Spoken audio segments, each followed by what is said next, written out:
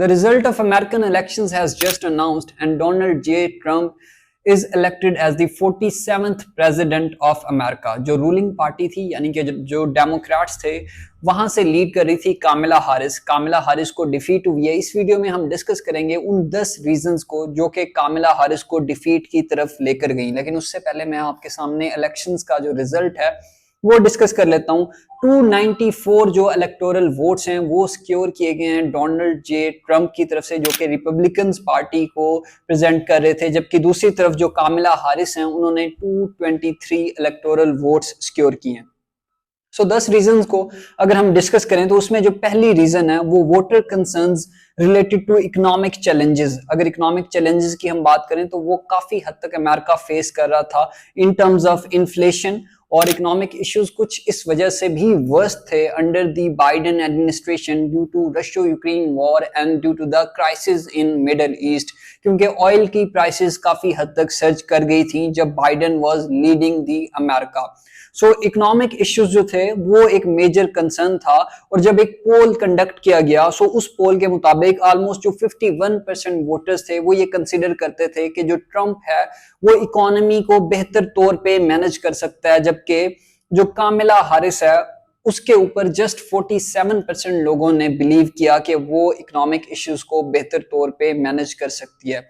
इसी तरीके से एक और पोल है जिसके मुताबिक 3 in 10 वोटर्स जो थे वो इस चीज को लेकर परेशान थे कि उनकी जो फाइनेंशियल सिचुएशन है वो मजीद वर्स्ट से वर्स्ट होती चली जा रही है, जबकि 2020 के साथ अगर हम उसी पोल को कंपेयर करते हैं तो 10 में से सिर्फ 2 लोग जो थे वो परेशान थे इस चीज को लेकर कि हमारे इकोनॉमिक इश्यूज मजीद बढ़ जाएंगे।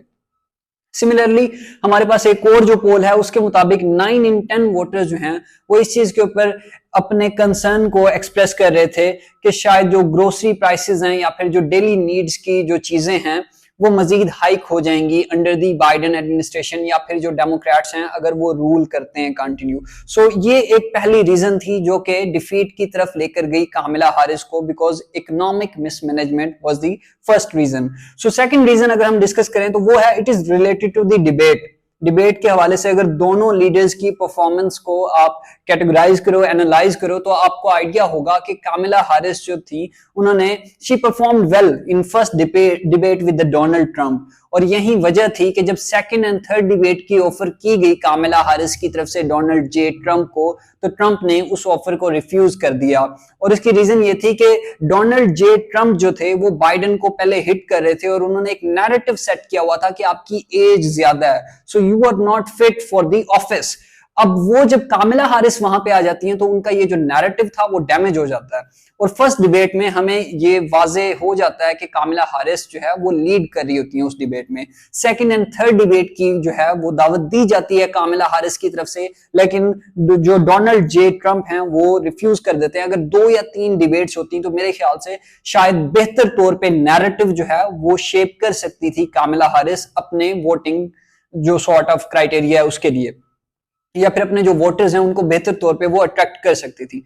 ये तो हमारे पास 2 रीजंस होंगी।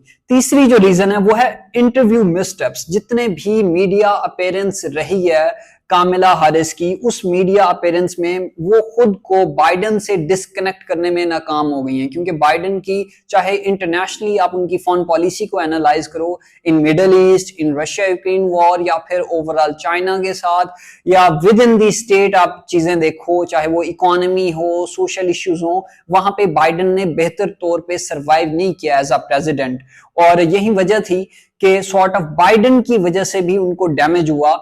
उस हद तक वोट नहीं पड़े जिस हद तक 2020 में बाइडेन को पड़े थे, क्योंकि बाइडेन की मिसमैनेजमेंट इतनी थी। और जब भी इंटरव्यू दिया कामिला ने या फिर अपीयरेंस जब भी हुई तो इन्होंने कोई अपना सॉलिड किस्म का प्लान ऑफर नहीं किया। इनके प्लान तकरीबन वही थे जो कि बेसिकली बाइडेन के प्लान थे। ये डिस्कनेक्ट नहीं कर पा रही थी अपने आप को, वोटर्स को कन्विंस नहीं कर पा रही थी कि मैं ऐसा आपको क्या नया ऑफर करूंगी। So that was the third reason. जो चौथी रीजन थी हमारे पास वो थी challenges of incumbency and unpopularity. उसमें अगेन वही बात है कि बाइडेन जो था वो एक अनपॉपुलर प्रेसिडेंट था।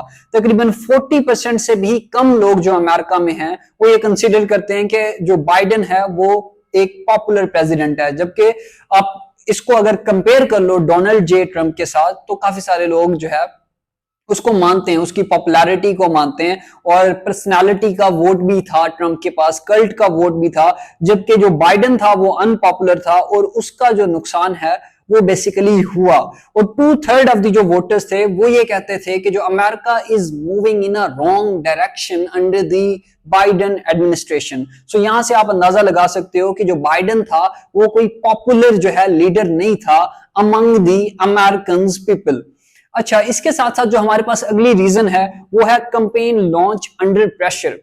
वो ये है कि सॉर्ट ऑफ जो कामिला हारिस के पास दिन थे वो तकरीबन 100 डेज थे, नॉट मोर देन दैट। और जबकि पहले डेमोक्रेट्स की तरफ से बाइडेन जो थे वो इलेक्शन लड़ने वाले थे, लेकिन बाइडेन के ऊपर जब प्रेशर बढ़ा एज की वजह से, क्योंकि वो नाम भूल जाते थे, एक बार उन्होंने ज़ेलेंस्की को पुतिन कह दिया, फिर उन्होंने ज़ेलेंस्की को डोनाल्ड ट्रंप कह दिया।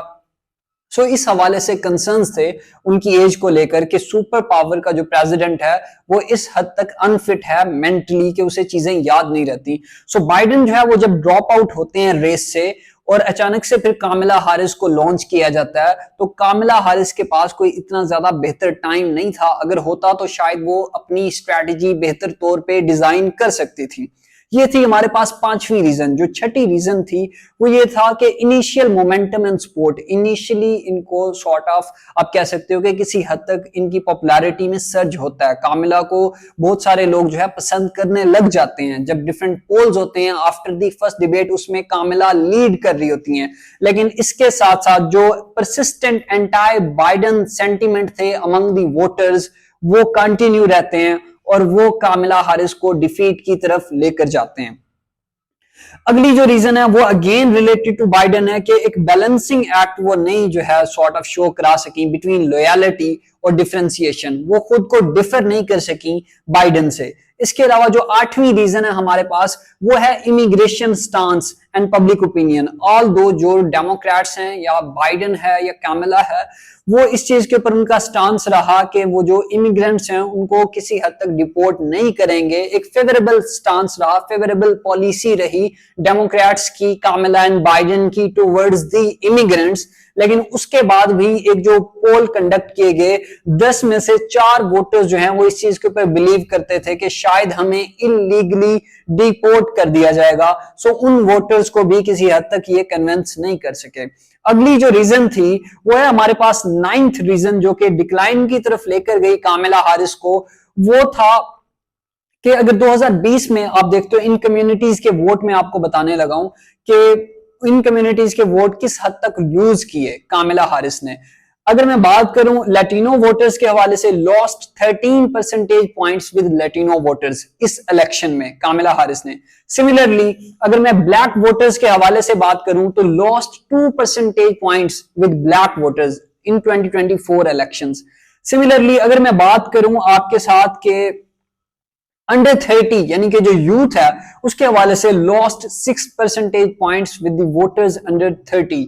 ये रीजन थी जो कि सॉर्ट ऑफ इसको डिक्लाइन की तरफ लेकर गई। एंड लास्ट एंड फाइनल जो रीजन है वो ये थी कि limited gains among women voters. Although वो एक वुमेन कैंडिडेट थी, so there was a perception कि शायद उनको जो है औरतों के बहुत ज्यादा वोट पड़ेंगे। सो उस हवाले से मैं बताता चलूं कि डोनाल्ड जे ट्रंप को इस इलेक्शन में 53% औरतों ने वोट दिया है, जबकि इसको आप कंपेयर करते हो कामिला हारिस के साथ तो उनकी मिकदार इतनी ज्यादा नहीं है। जबकि आप ये देखेंगे 2020 इलेक्शन की हम बात करें तो बाइडेन को 57% औरतों ने वोट किया था, जबकि ट्रंप को जस्ट 54% औरतों ने वोट किया था। सो इस बार ट्रंप की पॉपुलैरिटी बढ़ी तो नहीं है अमंग दी वुमेन, लेकिन जो कामिला की जो पॉपुलैरिटी है या फिर जो डेमोक्रेट्स की पॉपुलैरिटी है वो किसी हद तक कम हुई है। So these were the 10 reasons जो कि कामिला को लेकर जाती हैं टुवर्ड्स डिफीट।